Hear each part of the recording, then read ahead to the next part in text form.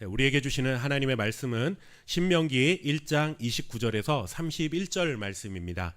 우리 준비하신 성경책이나 화면의 자막을 보시고 한 목소리로 주신 말씀 읽도록 하겠습니다. 자, 내가 너희에게 시작. 내가 너희에게 말하기를 그들을 무서워하지 말라, 두려워하지 말라. 너희보다 먼저 가시는 너희의 하나님 여호와께서 애굽에서 너희를 위하여 너희 목전에서 모든 일을 행하신 것 같이 이제도 너희를 위하여 싸우실 것이며, 광야에서도 너희가 당하였거니와 사람이 자기의 아들을 아는 것 같이 너희의 하나님 여호와께서 너희가 걸어온 길에서 너희를 아느사 이곳까지 이르게 하셨느니라. 아멘. 모든 사람들은 자신이 언젠가는 죽게 된다는 사실을 알고 있습니다. 그리고 이 죽음이 어쩌면 예상하지 못했던 그런 시간에, 그리고 또 그러한 모습으로 우리에게 다가올 수 있다라는 것 또한 알고 있습니다. 예상 밖의 일이 일어나지 않았으면 하는 바람을 가지고 우리는 살아가지만, 사실 세상 모든 사람들은 다 그렇게만 될 수 없다라는 그 세상의 순리 또한 모르지를 않습니다. 그런데 정작 죽음이 자신 앞에 닥쳐왔을 때는 겸허히 그 죽음을 받아들이는 사람은 그리 많지 않습니다. 그것은 믿음이 있는 사람이나 없는 사람이나 크게 다르지 않습니다. 믿음으로 사는 사람들이라고 해서 건강한 인생을 다 살고 난 이후에 나의 죽음이 이제 납득이 되는 시간에 찾아오는 것은 결코 아니라는 것이죠. 목회자가 되고 나서 장례 예배를 집례했던 경험이 많습니다. 그 많은 장례를 치르면서 느끼게 되는 것은, 믿음이 아무리 좋은 사람이라 해도, 그렇게 또 인정받았던 사람들이라 하더라도 정말 갑작스러운 사고나 뜻하지 않았던 질병으로 인해 하나님의 부르심을 받는 경우들이 굉장히 많다라고 하는 것입니다. 우리 성도들이 죽음에 대해 갖는 마음은 이런 것이죠. 죽음은 끝이 아니다라는 것을 우리는 믿습니다. 우리의 죽음은 끝이 아니라 영원한 생명을 시작하는 또 다른 출발점이라는 믿음의 고백을 가지고 우리는 살아갑니다. 하지만 사랑하는 가족, 그리고 또 좋아했던 친구를 먼저 떠나보내야 하는 순간을 맞이하게 된다면, 우리 모두는 믿음을 아무리 굳센 믿음을 가지고 있다 하더라도 슬픔에 잠기게 되고 또 헛헛한 마음이 찾아오기 마련입니다. 더더군다나 그 죽음이 정말 생각하지 못한 시간에 찾아오기라도 하면, 아무리 믿음을 가지고 있어도 그 죽음을 괜찮다, 어차피 한번 내가 가야 할 자리인데 뭐 괜찮아 라고 이렇게 순리대로 받아들이기는 정말 몇 배 더 어려운 일이 되고 말 것입니다. 기쁘고 행복한 마음으로 주일 아침에 예배하러 오신 분들에게 이렇게 설교를 시작하면서부터 별로 달갑지 않은 죽음에 관한 이야기를 하는 이유가 있습니다. 그것은 우리가 예수님을 믿게 되면 더 이상 우리의 인생에는 위기도 찾아오지 않고 아픔도 찾아오지 않고 슬픔도 없이 언제나 잘 살 수 있게 되는 것은 아니기 때문에 우리는 이와 같은 말씀들을 잘 새겨 들을 필요가 있습니다. 모든 사람의 인생에는 희노애락이 있습니다. 기쁘고 감사한 일만 있는 그런 인생은 사실 없습니다. 힘들고 슬픈 일도 있고, 또 원망스럽고 짜증스러운 일도 있고, 때로는 분노에 사로잡히기도 합니다. 내가 계획하고 준비했던 대로 모든 일이 풀려 나가기도 하지만, 사실 전혀 생각하지 못했던 일을 만나 당황스럽거나 불안할 때도 정말 많이 있습니다. 우리의 인생이 이렇다라는 것을 모르는 사람들은 없지만, 그럼에도 불구하고 사람들은 자신에게 예상치 못했던 슬픔이나 어려움이 찾아오면 이것을 잘 받아들이지는 못합니다. 왜 하필 나한테 이런 일이 일어나는 거지? 내가 뭘 잘못했다고 이러는 거지? 이런 생각이 먼저 우리의 마음을 사로잡게 되는 경우가 참 많다라는 것을 아마 경험해 보신 분들도 있으리라 생각됩니다. 그런데 하나님을 믿는 사람들은 이런 생각까지 더해져서 더 힘들어하는 경우가 종종 있습니다. 하나님을 믿는 믿음이 있기 때문에 세상 사람들보다 어려움을 당했을 때 그 믿음 때문에 덜 힘들어야 되는데, 반대로 오히려 이 믿음 때문에 더 힘들어하는 경우가 있다는 겁니다. 무슨 말이냐 하면, 하나님을 잘 믿었는데 왜 나한테 이런 일이 일어났느냐라는 생각 때문입니다. 하나님이 정말 계시는데, 살아계시다고 한다면 나한테 왜 이런 일이 있어야 하는가라고 하는 것이죠. 내 기도를 들어주시기는 하는 것일까라는 이런 생각에 우리의 마음이 힘들 때가 있습니다. 그래서 여러분들 믿음이 좋다고 자부하는 이 기독교인들이 예상외로 그런 생각지 못했던 일들을 만나게 되면 오히려 더 납득하지 못하고 깊은 영적 침체에 빠지는 경우들이 있습니다. 여러분, 믿음이 있는 사람은 또 다치고 아프고 실패할 수 있다는 것을 우리는 알아야 합니다. 믿음의 사람도 예상하지 않았던 일, 그리고 인생에 만나지 않았으면 좋겠다라고 했던 일들을 만날 수 있다는 것 또한 우리는 알아야 합니다. 그러나 우리는 예상 밖의 모든 그런 상황 속에서도 하나님의 뜻과 섭리가 있음을 믿는 사람들이죠. 예상치 못한 고난을 만나지만 그 고난 속에서 하나님의 위로와 하나님의 인도하심이 분명히 있을 것이라는 믿음을 가지고 살아가는 사람들이다라는 것입니다. 우리의 믿음은 내가 하나님을 믿었기 때문에 내 인생에는 불행한 일이 생기지 않을 거야 라고 믿는 게 믿음이 아니라, 어떠한 상황이 내 앞에 펼쳐진다 할지라도 하나님은 나를 선하고 의로운 길로 인도해 주시고 보호해 주실 것이라는 믿음을 가지고 살아가는 것이 우리의 믿음인 것입니다. 목회자로 살면서 가장 안타까운 것 중에 하나는 무엇인가 하면, 이 믿음으로 살아가는 성도들의 삶에 예상하지 못한 일, 기대하지 않았던 일들이 일어났을 때 그것을 건강하게 하나님의 뜻을 찾아갈 수 없게 만드는 이 잘못된 신앙의 명제를 가지고 있는 것을 볼 때 참 마음이 안타깝습니다. 무슨 말이냐 하면 이런 것이죠. 예수님을 믿으면 복을 받는다, 잘 된다, 건강하게 된다, 돈의 물질의 복을, 축복을 받는다. 솔직히 돈을 많이 번다라고 하면 너무 세속적인 것 같으니까 그것을 살짝 기독교적인 용어로 바꾼 거죠. 뭐라고 말해요? 물질의 축복을 받는다라고 이렇게 바꾸어 놓는 것입니다. 어려움이 다 사라진다라고 하는 이러한 신앙의 명제들이 있습니다. 목사님의 설교 때문에 그런 것인지, 아니면 누군가의 간증 때문에 그런 것인지, 아니면 주관적인 신앙의 경험 때문인지 저는 잘 모르겠지만, 하나님을 믿고 충성하면 모든 일이 풀리고, 믿음이 식어지고 충성하지 않으면 하나님이 벌을 내리셔서 그 대가를 치르게 하신다라는 이런 이분법적인 신앙생활을 하는 사람들이 의외로 많다라고 하는 것입니다. 예를 들면 이런 것입니다. 내가 새벽기도를 잘 나가다가 새벽기도를 쉬었더니 하는 사업이 잘 안 되었다거나, 아니면 주일에 예배를 드리지 않고 놀러가다가 교통사고를 당했다 하는 이런 말들을 들을 때 참 마음이 아프다라는 거예요. 목회자로서는. 그런 생각을 갖는 성도들을 보면 제 안에 궁금증이 생깁니다. 정말 하나님께서 내가 그렇게 했다고 말씀하신 적이 있어서 그런 것일까? 아니면 어려움을 당한 본인이 그 사실이 납득이 안 되니까 스스로 그렇게 위안을 하기 위해서 해석하는 것일까 하는 이런 궁금증이 생깁니다. 사람들은 자신이 이해할 수 있는 수준으로 모든 것을 이해하려는 경향이 있습니다. 내가 요만큼 알면요, 세상을 요만큼 알면 그만큼밖에 안 보이는 겁니다. 저보다 이렇게 연배가 많으신 어르신들이 이제 자녀를 키울 때 이런 말들을 합니다. 자녀의 나이가 곧 그 부모의 나이하고 똑같다라는 말씀을 하신 적이 있어요.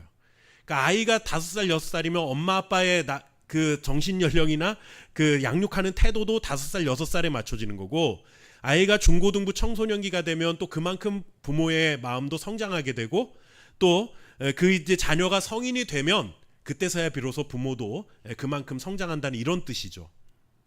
사람들은 자신이 이해할 수 있는 수준으로 자꾸 모든 것을 판단해 버려요. 지금까지 살아오면서 보고 듣고 배우고 경험했던 것을 기반으로 세상을 바라보고 다른 사람도 그럴 것이다 판단하는 것입니다. 그래서 이런 말이 있죠. 모 눈에는 뭐밖에 안 보인다라는 것이 있습니다. 입만 열면 거짓말하는 사람은요, 다른 사람의 말도 잘 안 믿습니다. 왜 그래요? 자기가 맨날 거짓말을 하니까 자기 주변에 있는 모든 사람들도 다 거짓말할 거라고 생각을 하기 때문에 그래요. 우리 성도들이 생각하지 못한 어려움을 만났을 때 하나님을 향한 그 부정적인 마음들을 갖게 되는 것, 정말 하나님이 그런 분이시기 때문에 그럴 것일까요? 아니면 내가 이해할 수 있는 수준으로 지금 하나님을 판단하고 이해하고 있는 것일까요? 아마 대부분이 아니라 100% 다 우리가 이해할 수 있는 수준으로 하나님을 지금 이해하고 있다라고 말해도 틀리지 않을 것 같습니다. 예를 들어 여러분들, 이렇게 한번 제가 질문을 바꿔보겠습니다. 중요한 시험을 며칠 앞둔 자녀가 휴일이라고 아침 일찍 나가서 하루 종일 놀다가 들어온다고 해서 여러분들 어떤 부모가 나가다가 교통사고나 당해라 이러는 부모가 어디 있겠습니까? 정신없이 직장에 다니느라 바쁘게 사는 자녀가 부모님에게 매일 안부 전화를 하지 않는다고 해서 자녀가 다니는 직장이 망해서 일거리가 없어졌으면 좋겠다라고 저주하는 부모가 어디 있냐고요. 그런데 우리는 하나님을 자꾸 그렇게 생각하죠. 내가 한번 예배 빠졌더니, 내가 뭘 안 했더니, 내가 이렇게 했더니 하나님이 나한테 이렇게 벌을 내리신 게 아닐까? 라고 자꾸 이런 식으로 하나님을 생각하는 겁니다. 자녀가 아무리 부족하고 심지어 남들이 다 손가락질하는 그런 정말 파렴치한이라 하더라도 자녀가 벌을 받았으면 좋겠다고 저주하는 부모는 없습니다. 그런데 부모의 마음과는 비교할 수 없는 넓고 깊은 마음을 가지고 계신 하나님은 왜 그럴 거라고 생각을 하는지 참 이해할 수 없는, 알 수 없는 우리의 속 좁은 마음이 아닌가라는 생각이 들어요. 여러분들, 하나님이 우리를 향해 가지고 계신 마음은 이렇습니다. 우리 함께 예레미야 29장 11절 말씀을 같이 읽어보겠습니다. 자, 여호와의 말씀이니라. 시작.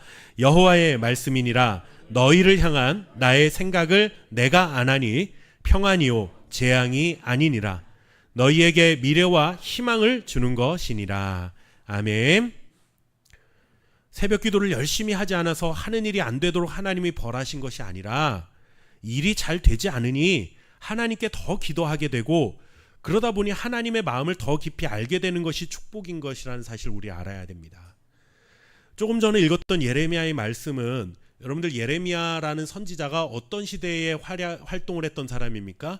이스라엘 백성들이 하나님의 말씀을 버리고 우상을 따라 섬기다가 바벨론의 포로로 이제 잡혀가는 그런 시기, 완전히 한 민족이 멸망하던 그런 시기였어요. 그런 시기에 예레미야는 너희가 하나님의 말씀을 버렸기 때문에 이와 같은 고통을 당할 것이다 라는 예언의 말씀을 하세요. 그러면 여러분들 그런 시대에 살면 사람들의 마음속에 갖는 모든 마음의 대부분은 무엇이겠습니까? 야, 우리가 하나님한테 벌 받아서 하나님 우리를 다 버리셨구나, 하나님 우리를 저주하시는구나, 이렇게 생각을 한다라는 것이죠. 그런데 이 모든 고난과 바벨론의 포로로 가는 것이 사실이기는 하지만 그렇다고 해서 내가 너희를 버리는 게 아니야. 내가 너희를 재앙 속으로 몰아넣는 것, 그게 내가 원래 가진 뜻은 아니다라는 것을 예레미야에게 말씀해주고 있는 것입니다. 자, 너희에게 가지고 있는 내 생각은 원래 평안이고 내가 너희에게 소망을 주고 기쁨을 주는 것이 원래 내 뜻이지만 너희가 하도 말을 안 들으니 정신을 못 차리니 이제는 좀 정신 차리고 좀 내가 너희를 향해서 얼마나 큰 사랑과 은혜를 베풀어 주는지 좀 깨닫고 돌아오라, 이 얘기죠. 이거는 여러분들 재앙을 내리는 것과는 전혀 다른 이야기입니다. 조금 전에 예를 들었던 기도의 이야기도 마찬가지예요. 내가 기도를 열심히 안 했더니 하나님한테 나를 벌을 내리신 게 아니라 내가 기도의 생활을 좀 소홀히 했더니 내가 좀 하나님 앞에 좀 더 가까이 나가서 기도하는 시간을 가져야 되겠구나, 이게 건강한 신앙인이지 하나님이 나를 버리셨고 나에게 벌을 내리셨고 우리 집안에 재앙을 내리시고 이런 태도는 결코 올바른 신앙의 태도가 아니다라고 하는 것이죠. 제가 언젠가도 설교를 드렸던 말씀입니다. 우리 인생에는 생각지 못했던 풍랑이 찾아옵니다. 풍랑이 안 찾아오는 게 아니에요. 그것 때문에 불안하고 억울한 마음이 들 수도 있습니다.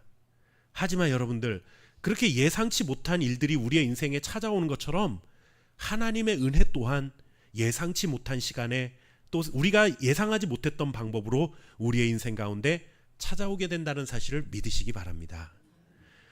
우리는 인생을 살면서 많은 계획을 세웁니다.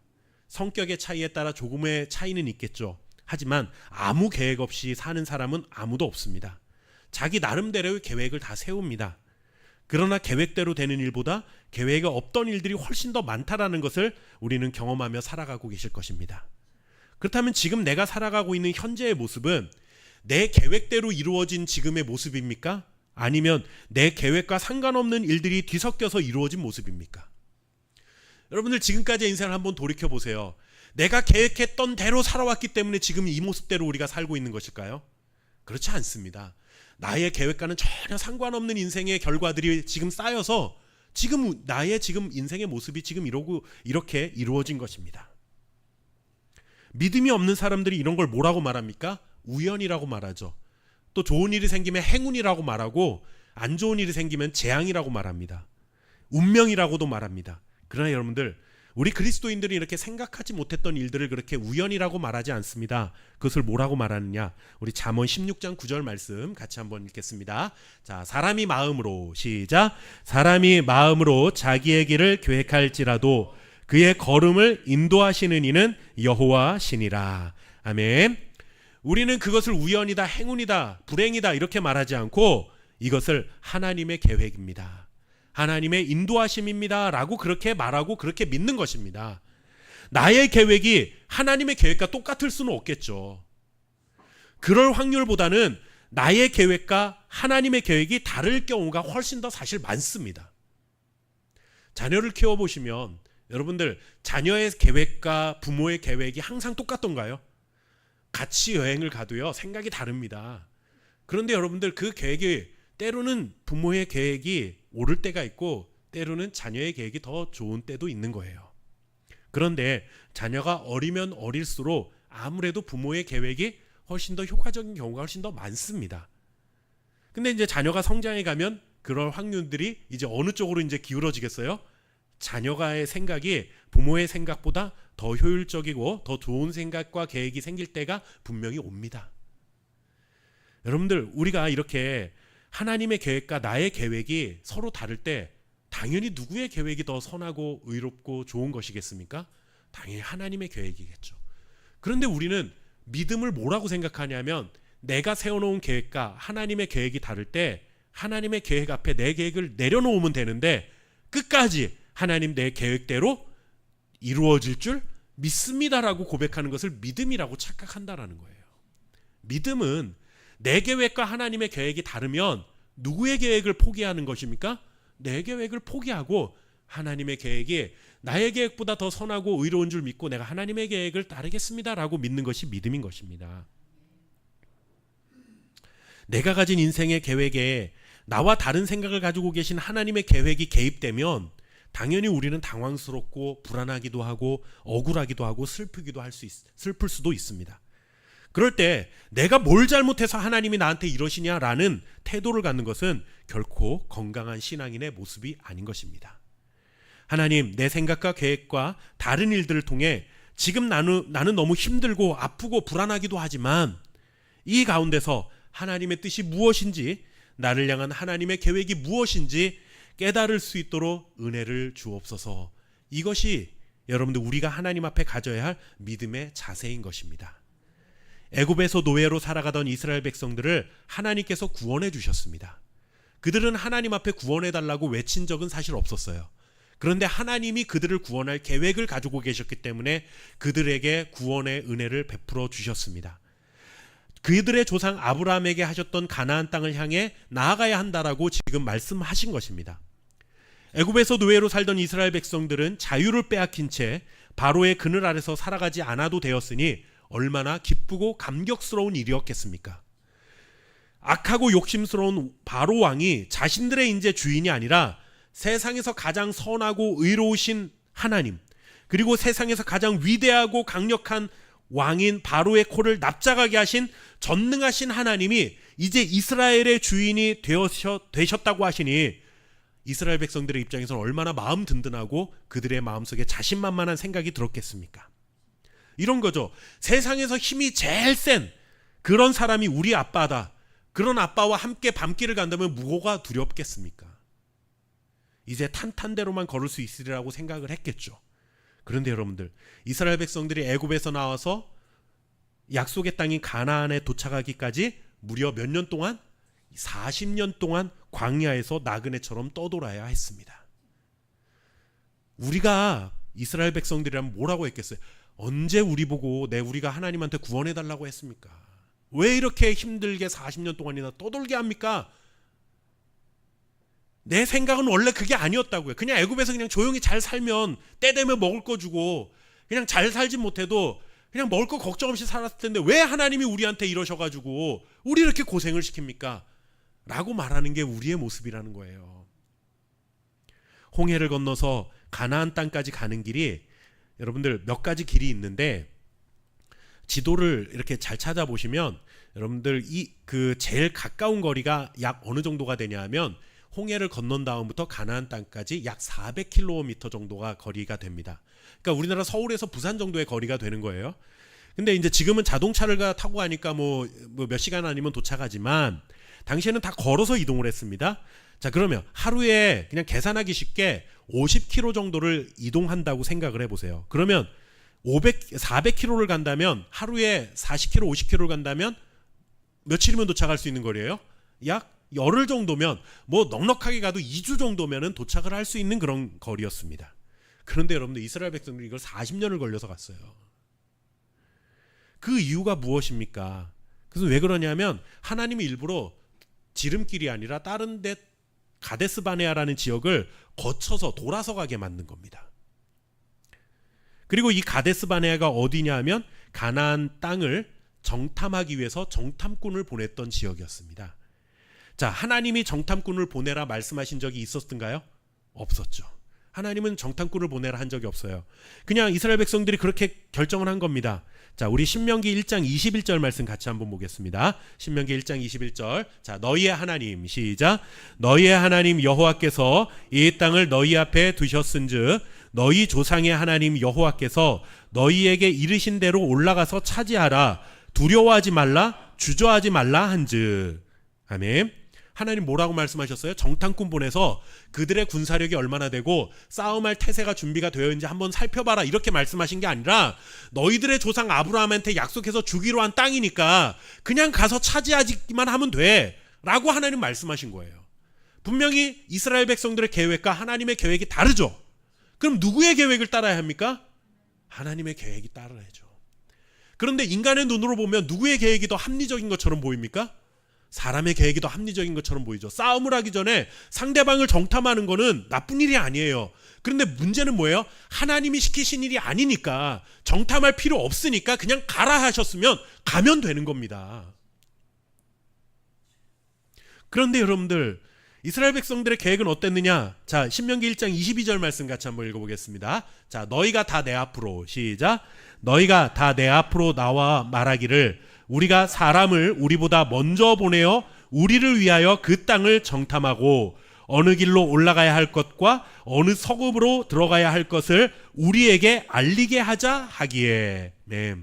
뭡니까? 요즘으로 따지면 이런 거예요. 내비게이션을 다 펴보고 지도를 다 펴보고, 아, 요 길로 가면은 좋겠구나, 이 길에 가보니까 이 길로 가면은 적군들이 없겠구나, 이런 것들을 다 생각을 해서 리더가, 자, 내가 이렇게 지도를 보니까 이 길을 따라가는 것보다 이쪽 길로 가는 게 우리한테 유리합니다. 만약에 여러분들이 군인인데 대장님이 나와서 그렇게 말씀하셨다라고 생각하면, 여러분들 인간적으로 보면 그 대장은 훌륭한 사람 아닙니까?